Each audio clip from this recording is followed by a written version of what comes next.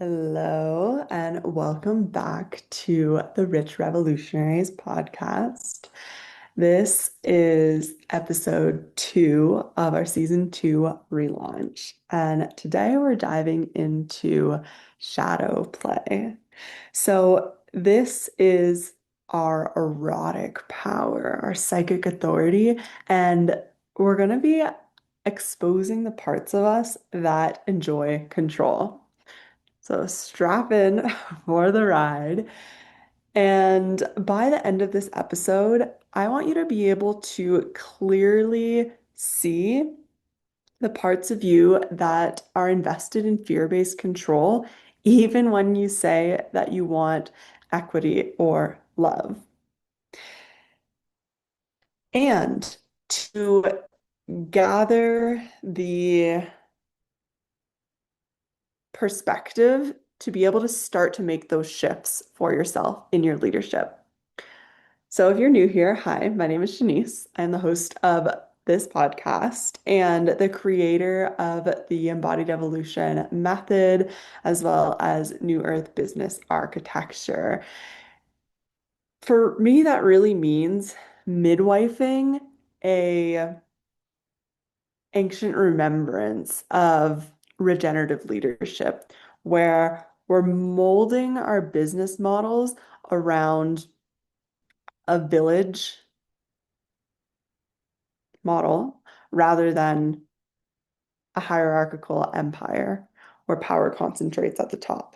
And if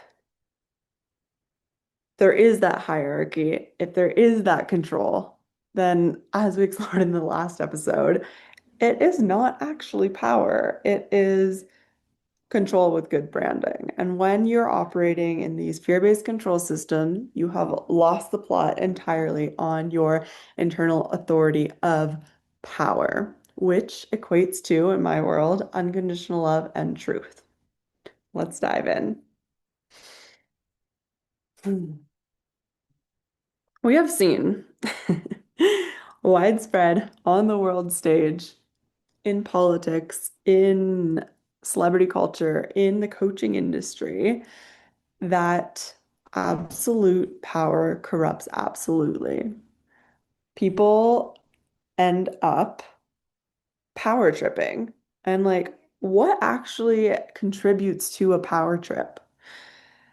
Well, it is a fear of being perceived in a certain way or not, and controlling outcomes to create a perception of certainty when the true nature of leadership is evolution and space holding, where we cannot manufacture certainty. It is inherently walking into the unknown, right? And leadership is walking together. So power trips happen when all of this like creation energy, all of people's projections, all of people's desires and expectations, and maybe pain, depending on how you're marketing, and we're going to get into that, starts to move through your channel. And as an exchange, there's also a lot of money that is moving through your channel, right? This is the flow of reciprocity, services for money. And so when someone is operating in a leadership paradigm that is extractive versus regenerative, it is coming from a place of mind control, right? That puts a little weight on the individual system. And so that energy moving through that weight, that pressure, can short circuit someone's psyche, someone's nervous system, someone's energetic body. And then what happens is there's this like ego fracturing and defense structure rooted in performance, controlling outcomes, and creating a illusion of certainty, right? To try to circumvent the the literal power surge in someone's body.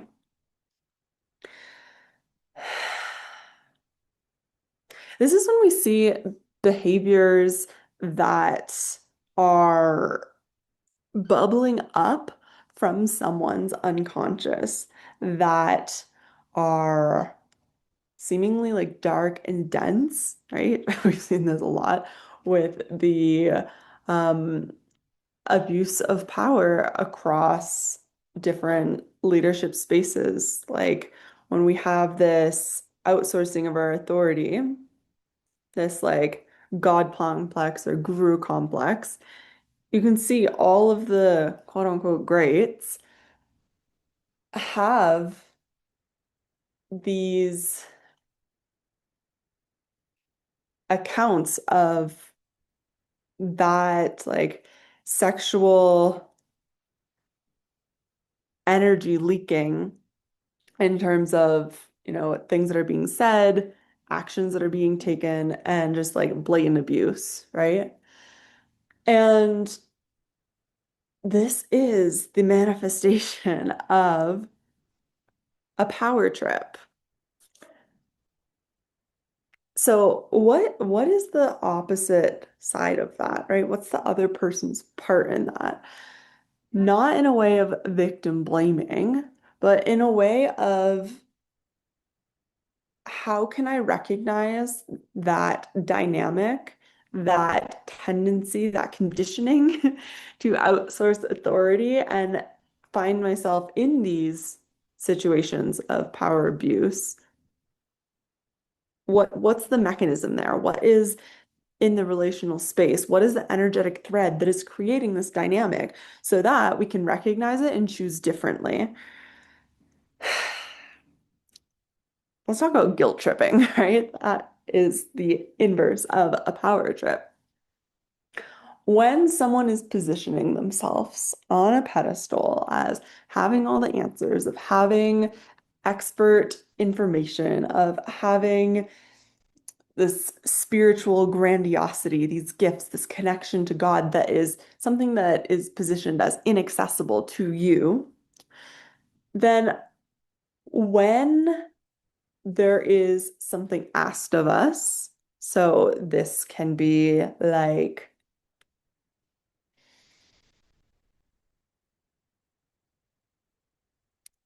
an ask for money. This can be an ask for us to show up in a certain way, or even an ask to contribute to the community.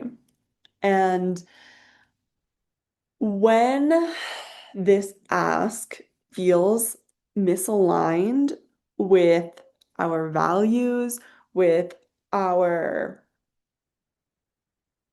ethics, with our even where we are, what we feel comfortable with, right? We don't want to be like stuck in our comfort zone, but there's also a way of meeting our edges without blowing up our own circuitry, right? And so when there's something that is being informed or asked in that dynamic, it can produce this like guilty feeling if you want to say no, right? And this is all happening unconsciously, and this is where fawning comes in, and this is what leads to um the abuses of power. And let's bring this onto a micro scale, right? In a personal relationship, like say you are, this is a very familiar one from like young 20s, and I'm sure a lot of women will resonate with this. In a relationship, a new relationship, or long-term relationship with a man, and there is something that's existing as unresolved in the relational space, in your emotional body that hasn't been addressed. Or maybe it's at the beginning of a relationship and you're feeling like not like you want to establish a genuine connection that is building intimacy on an emotional, mental, spiritual level before getting to a physical level of intimacy, of like a sexual exchange. And a lot of young girls myself included, can be guilt tripped unconsciously into allowing sexual advances before we feel ready, or in a longer term relationship when there's something that is uncleared, like is muddying the relational space. As a woman, like, and as men, if you've done the work to connect your like heart and your penis, as a woman, like that is something that is our original blueprint. I don't want to speak for men, but also like in men too. I think just it's been normalized a lot more for men than women to disconnect. Although I lived a lot of my life like that when I was in my early 20s. I was out here like sleeping with all of these random men that I literally did not even like, to try to feel this like sense of aliveness. So I was so disconnected from my own erotic power. I was outsourcing that, right? So you see, these are some of the like structural pieces that exist within the fabric of our social bonds. So what I was getting at with that is to be empowered in our psychic authority, in our eroticism, is to be connected to the yeses and the nos coming from our womb, regardless of the external circumstances, regardless of if there's a really hot man that like you feel attracted to, but you're like, wait, like I don't want to engage at this level yet. And he's like putting on the moves and like is super smooth and charismatic and playing the game, like wine and dining you, right? Or even like paying for things. Money creates a big power dynamic. Or maybe he's older than you. Or like I said, maybe you've been in a long-term relationship and it's kind of like you're just used to being in this sexual exchange, but then something comes up and it's unaddressed and you feel like this obligation to continue to have consistent sex with your partner, where you're like, wait, no, this needs to be addressed first because this makes me feel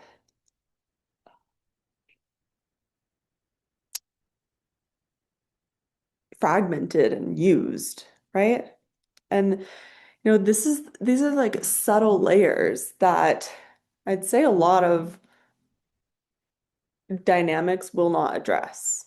So we're bringing it into the light here. And a way that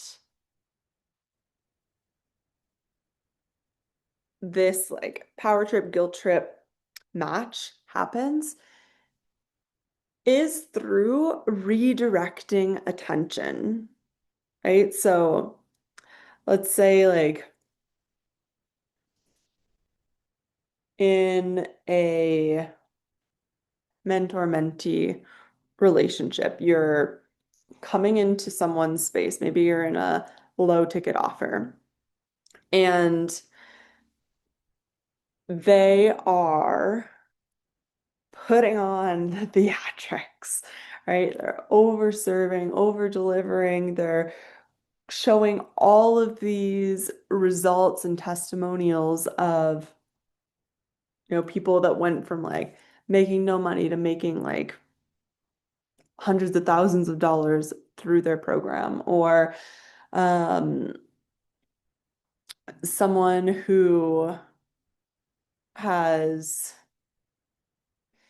mm, gone from one business model to another and is like feeling so much more fulfilled and like present with their family, and like this transformation that's being displayed, which isn't wrong. And that can redirect attention away from, okay, well, what are the other circumstances that are going on in the people's realities that have these exponential results? Is it just a matter of your coaching, or do they have XYZ years of experience in business and an existing audience? Or do they have a husband that is supporting the investment in the mentorship and is paying for the home and travel and living expenses and all of these things, right? That creates a different context where that isn't displayed in the marketing messaging. And so it creates this sense of hope and belief for people, and different archetypes are included in these testimonials so that it casts a wider net. And too, like let's think about branding that exists, and it's like this larger than life persona where it looks so fun and feminine and embodied and like communal, and all these great things are being said, the hype is being built, but there isn't really any attention or messaging surrounding the actual like mechanism of how clients go from point A to point B, or the actual structure inside of the offer, like how many people are going to be in this offer. I've been in spaces where it's been marketed as like a close, intimate space. You'll have a personal one-to-one relationship. You'll receive personalized coaching, and I get in there and there's like hundreds of people, and you have to put your hand up on a Zoom call that lasts 3 hours to maybe get a 5-minute question with generic strategy that is repeated for every single question, right? So notice where someone is directing your attention and cultivate this. Okay, like what's the gap in the picture that's being painted there? And can I find this information readily available, or can I ask a question to retrieve this information either from the mentor directly or from team? So I believe it's on the marketer, the business owner, you know, two people in a relationship, as well as the client, to engage in this context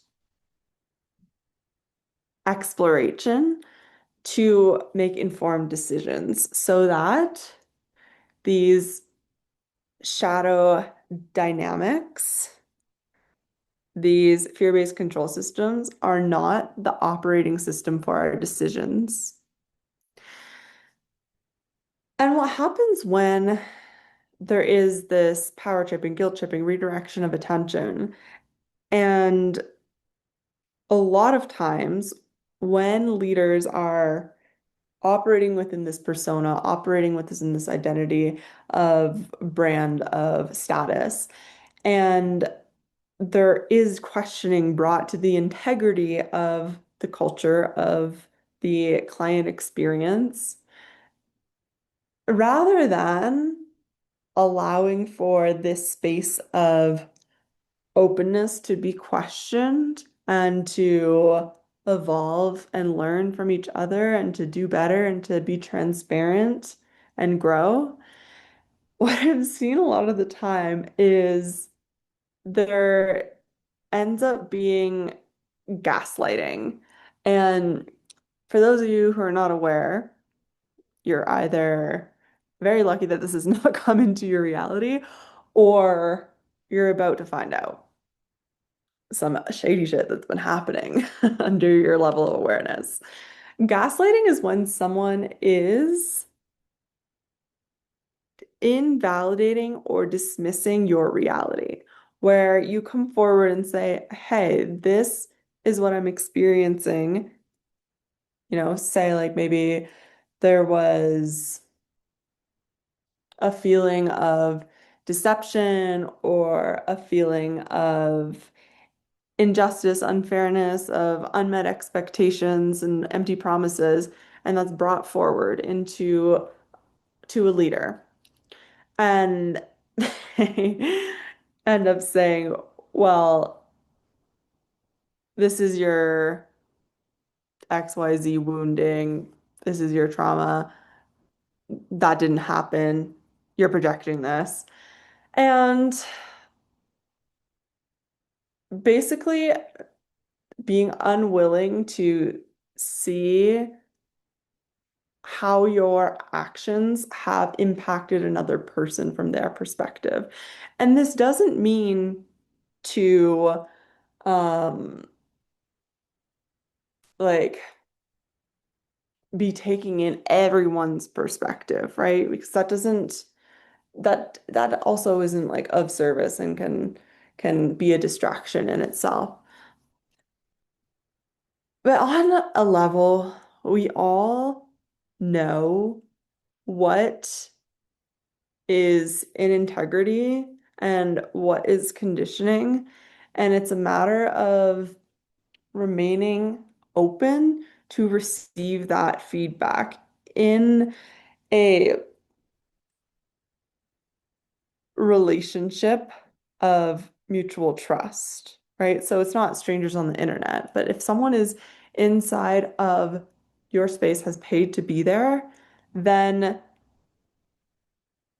I believe it is essential to either personally have a conversation about what's happening or have a culture of customer relations that is empowered to facilitate that dialogue, for there to be a space for conversation to happen and accountability to um, become part of the culture, right?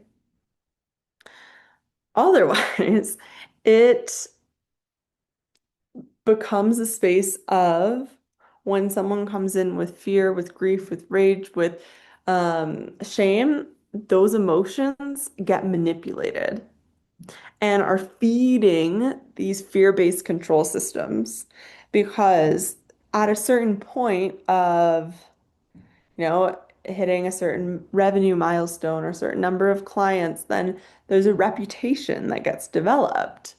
And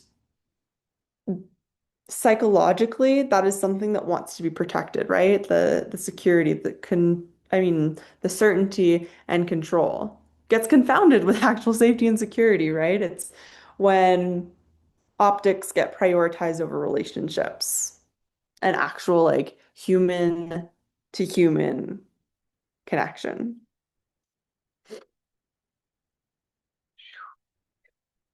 Okay, let's get into how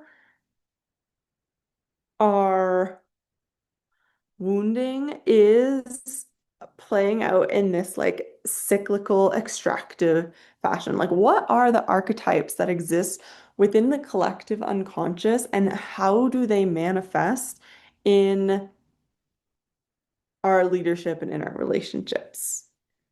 So I like to, in my world, bring in the victim, martyr, savior triangle. So the victim is the one who is outsourcing power, who is unwilling to take self-responsibility for their part in a dynamic and is not really taking too much like action to change the circumstances of their reality. They're like, really, this is the highest level of outsourcing authority. And I also want to say that people who are manifesting through this victim consciousness have been victimized at some point, whether that be in a narcissistic parent child dynamic, whether that be in a corporate environment with a boss that is authoritarian, or rather that be in a relationship where there was sexual abuse, assault, right? These are all things that are very fracturing experiences for our emotional bodies, our physical bodies, our psyches, our spirit, like on every level. And so I don't want to discredit the reality of that for people experiencing it because it has been my reality for a long time. And at a certain point,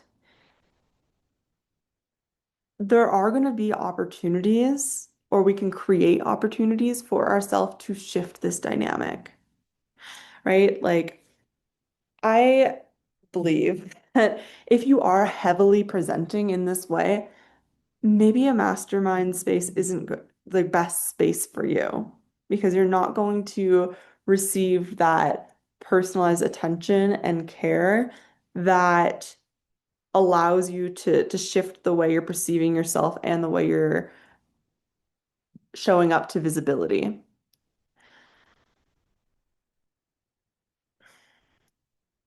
And through that intimate container,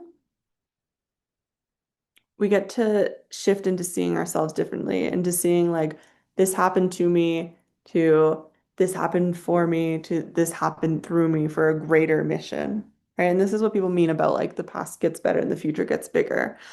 And it's a process. So really like evaluate for yourself, like is a mentorship or coaching space what is going to best serve you?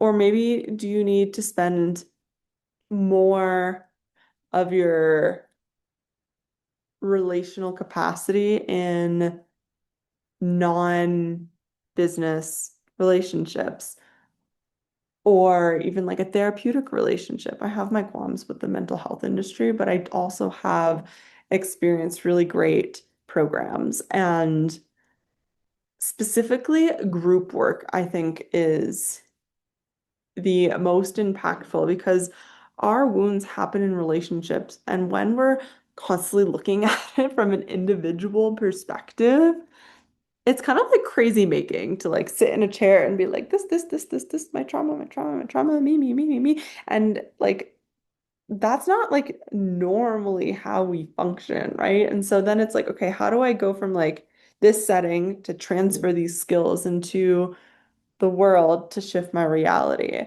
And so, community, friendships, relationships that are rooted into emotional safety and unconditional love are going to be the places for you if you're still embodied in a victim archetype. Then we have the martyr. The martyr is the one that carries the weight of the world on her shoulders. And we often see mothers embodied in this, right? Of trying to be the successful business owner, the present mother, the house cleaner, the homemaker, the chef, the wife, the community member, the all of these things. And then there ends up being this like resentment that she's taking on so much. But when we are rooting into these interdependent relationships and secure attachment and reciprocity, then we each get to be in our zone of genius and share responsibility so that it doesn't weigh on the shoulders of the person who is quote unquote most capable, but it's maybe also power tripping a little bit in a way. And I say that gently and like with compassion. The same is for the victim, right? Because all of these dynamics came out of survival. Like these women are highly ambitious, highly independent. Why? Well, because they had to be in their family unit in their community for a certain period of time. But just like the victim, when we get to have opportunities to shift how we are identifying and how we are showing up, it's the same, right? It's just in our society, martyrdom kind of is celebrated. It's, I'd say, the most socially encouraged of these three archetypes.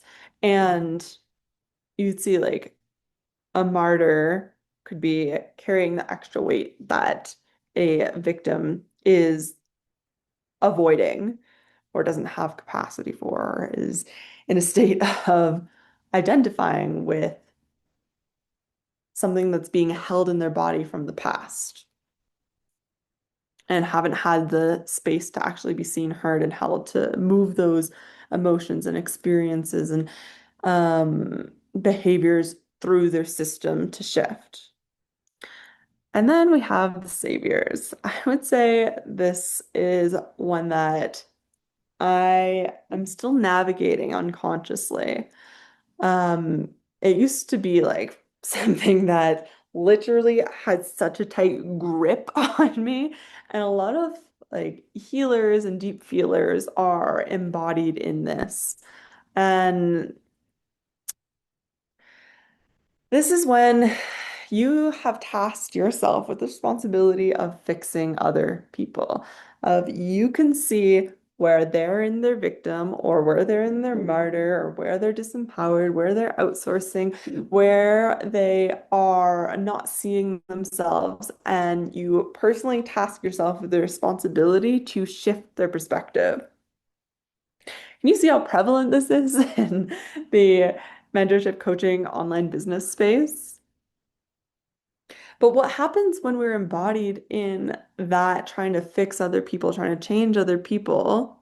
It's actually removing the power from them that always exists there, right? It's just a matter of perception that has been distorted and essence that's been diluted.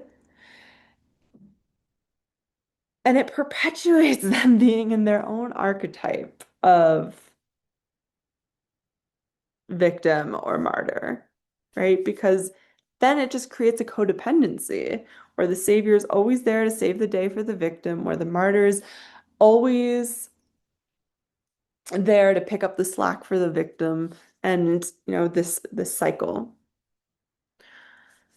So when we can honestly, like I said, for me, like the savior one is the one that still manifests, and some victimhood in ways still too. Like in my partnership, there I find myself, there's a part of me, a young part of me that wants him to be the one to fulfill all of my desires and to provide financially for us. So there's no pressure on me and I can just la di da do whatever I want, what feels good, right? In that like wounded feminine expression, which we'll get into.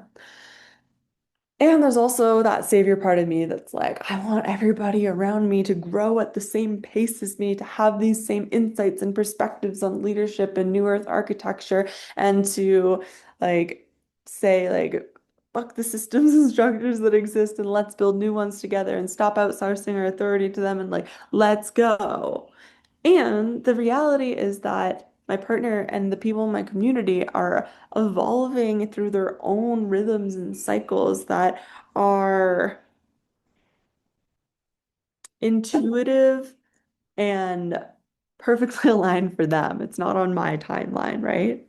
This is the control that can arise in a leadership relationship or a romantic relationship of wanting people to move in the same way that you do.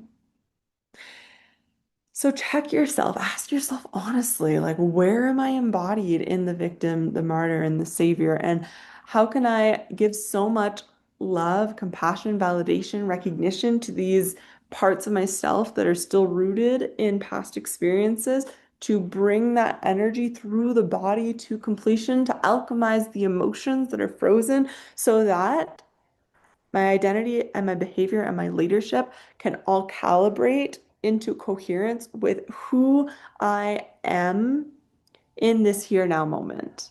That is aligned with who, oh, itchy nose. Ooh, I want to become. Oh, okay.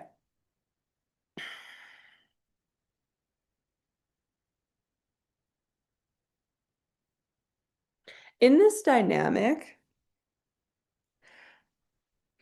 when someone presents with this charismatic persona, like, oh my gosh, they're so relatable, they're so funny, they're so beautiful, they're so rich, they have this like status, they have a way of speaking and communicating that's like makes me feel special, makes me feel like a sense of belonging, makes me feel seen. And this can trigger the other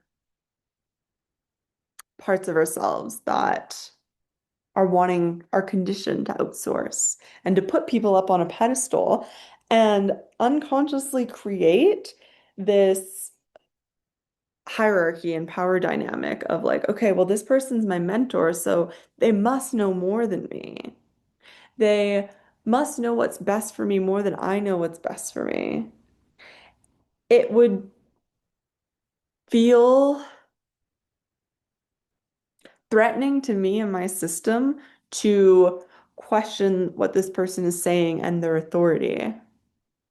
Or it could be a rejection of receiving feedback because of the relationship that we have with authority, of being unwilling to accept the reflection that is being provided to us. And so these, the charismatic persona is something that's actually taught in a lot of branding and marketing courses. And so it's rampant. It's encouraged that like that hype and inflated sense of ego is what the overculture sees as the pathway to success. And then that pedestaling that happens unconsciously is something that has been conditioned from our time in the education system in corporate, if you spend time there. And that gets to become the source of leverage, where desires or pain points are ascribed and probed. So some ascribed desires that are very prevalent in the online space are specific money milestones, 10K, 20K, 50K, 100K, like, your six, seven figure business, your eight, nine figure business, like whatever it is, right? That is a desire that is ascribed in marketing to aspire to. And for some people, that is going to resonate, that's going to be authentic. But what I'm bringing forward is how these dynamics are functioning in our unconscious and can bring forward these shadow archetypes. Okay. Other ascribed desires is number of clients inside of your spaces, um, private jets, luxury cars, bags, jewelry, all that, right? And I remember like I think it was probably around 2012. And I was watching a lot of reality TV and the Kardashians, right? These women are the masters of this. Everybody says that nobody works harder than Kris Jenner to leverage these ascribed desires that are socially reinforced.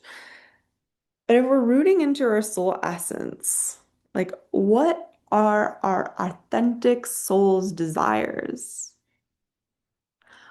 For me, and what I've uncovered is a common thread throughout my community is bringing back the village of that space of shared responsibility, child rearing, interconnection, and interdependence.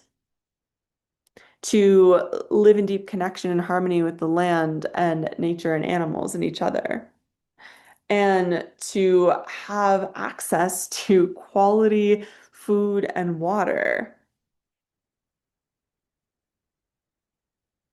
To get to move through life in a pace that honors our intuitive rhythm and cycle and roots us into our joy of authentic expression. Okay. And to be seen in that. So then on the flip side of the coin, we have, so that's like desire-based marketing. We have probing pain points, pain point marketing, bro marketing, right? That is very prevalent and can be used in the same way. So, pain point marketing, I've been really considering like what are the main pain points that people are poking. And it comes down to our worthiness wound. And I want to further specify how that shows up through masculine and feminine energetics so that you can be aware when that is being harvested.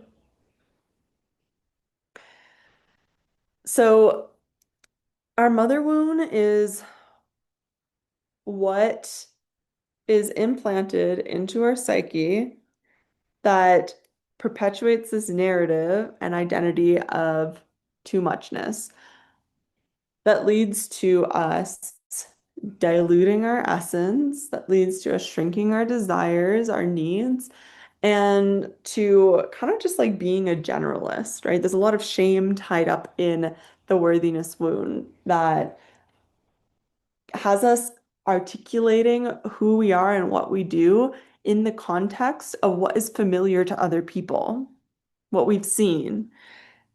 And that's such a disservice to who we are on a soul level. And I could literally almost cry right now. And to who we're here to serve. There's like this this teaching in the coaching space of not to use jargon, not to use spiritual language, and to use plain, simple language that everybody is going to be able to understand. And I say, fuck that, honestly. Like, the people that I am here to serve are going to resonate and recognize themselves in the language that feels most authentic to me. And I don't need to worry about sounding too smart, too spiritual, too ambitious, too sensitive, too emotional, too um sensual, too sexual, any of it, right? I am not too much. I am perfectly whole and complete and worthy as I am. And this is true for everyone, right? We can have room for improvement. We can have upper limits that we're moving through. We can have wounds that we're still clearing. And at the same time, we are whole and complete as we are, right? It's not one or the other, it's both and. The closer we get to paradox, the closer we get to truth over here. So this can be marketed to in the way of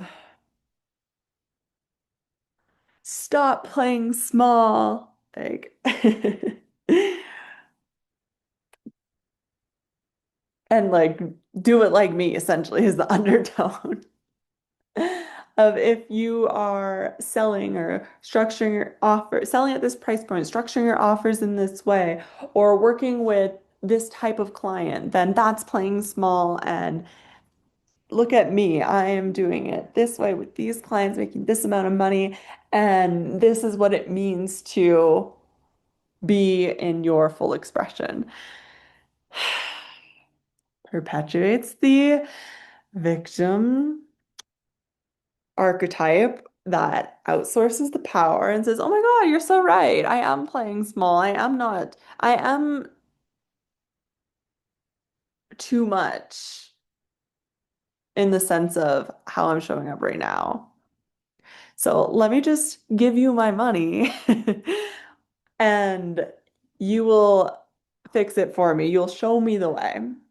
Okay. And then the flip side of that are father wounding. Our, where the mother wound says too much, the father wound says not enough. It is what brings us into performing power rather than inhabiting it. It's what brings us into being a figure of authority without attunement. It is the thing that is outsourcing our power to metrics, to likes, to views, to money milestones, to number of hours worked, to productivity, right? And again, marketing will probe this wound, will hook. Like literally when people are writing hooks, that's energetically reflected. And you can imagine like our aura has this like open space rather than being like this porous membrane of light. It has like a gaping hole, like a wound, like in your physical body, when you cut yourself, you have a wound that's open and it's susceptible to pathogens and to infection. Well, a lot of marketing is going to be that infection, is going to exploit those wounds to say, okay, you don't feel enough as you are. Once you have this strategy, once you have this um expert information, once you have this community of support, then you'll feel worthy. You belong here, right? And so we'll feel that pull and mistake it for resonance. And again, sometimes that will resonate. Sometimes it's like a portion of it will resonate and you'll learn a really expensive lesson. And again, I'm not saying any of this is wrong and the way I'm proposing is right. It's just about bringing us all into a space of shared information from which to root into our authentic sovereign power and create choices from discernment and consent. Okay, fired up. And these mother and father wounds, I did a whole TikTok live on this today, so I'm not gonna go like as in depth on it 'cause I feel like I'm kind of just repeating myself, which is okay too, but that's on my YouTube account under Morning Tea Talk. So if you want to have an experience of me going really in depth into this, go check that out after this episode. Okay. But essentially, these wounds have been manufactured where it is creating an illusion of so low self-worth for the purpose of industrialization, for using people as productivity machines, right? Rather than honoring humanity and our natural rhythms and cycles and allowing the diversity of range of experience to exist, right? It's this fitting into boxes. So when we feel whoa, I'm having like a crazy like third eye throbbing. When we feel like we have low self-worth, right? We don't see the value in ourselves.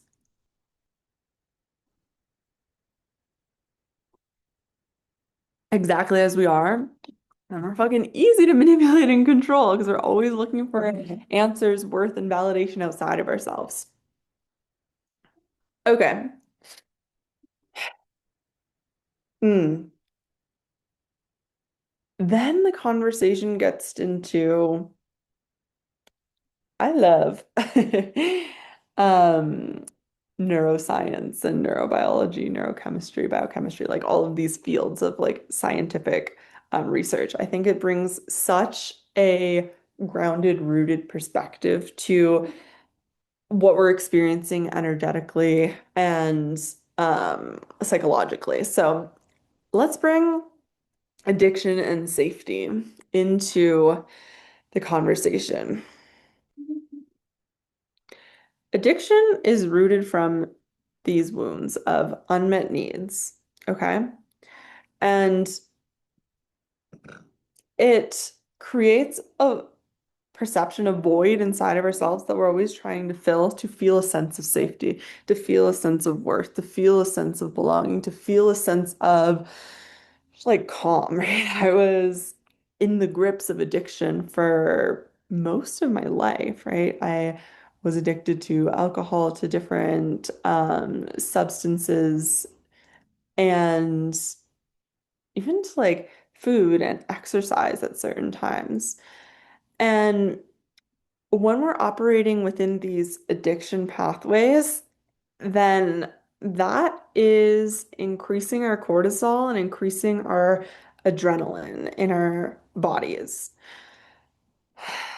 And when our mother-father wounds are probed, or when these ascribed desires are presented to us, it hooks into those same pathways, those neural pathways that exist that we are trying to fill a void with, right? And what actually is going to satiate that seeking is activating our oxytocin pathways, the bonding love neurochemical that comes from soul deep intimacy, from feeling a genuine emotional connection on a human level and beyond, right? The soul resonance of feeling truly cared for, truly connected, seen, heard, and held exactly as you are. And when businesses are operating at a certain level of scale in an empire model, that becomes impossible, right? Intimacy goes out the window for scale.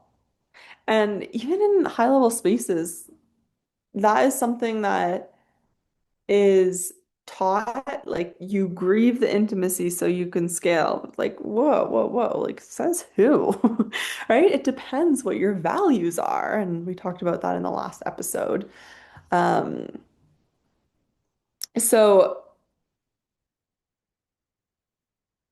if you have had an experience and a past in addiction and you haven't established that felt sense of safety for yourself, again, use this information not as like you're playing small, not as you're not good enough, not as they're further along or better or higher, more status and rank than you are. Just take it as information that right now, as you are whole and complete and worthy, another space will serve you better than being so triggered outside of your capacity in a dynamic of hierarchical power. And again, like I said, if you do find yourself in that dynamic and it does trigger these things, there's also a gift in the trigger, right? It gives you this perspective. I wouldn't be bringing forward this conversation, or I wouldn't have developed my New Earth business framework had I not existed within these power, unconscious power dynamics for most of my life. So, a fair warning and also fuck around and find out, you know. My intention with sharing this really is to create a space where, again, people can feel seen and heard in their experience, and as leaders, get to choose differently for yourself and how you're building, right? How you're marketing you and how you're leading in that relational space. So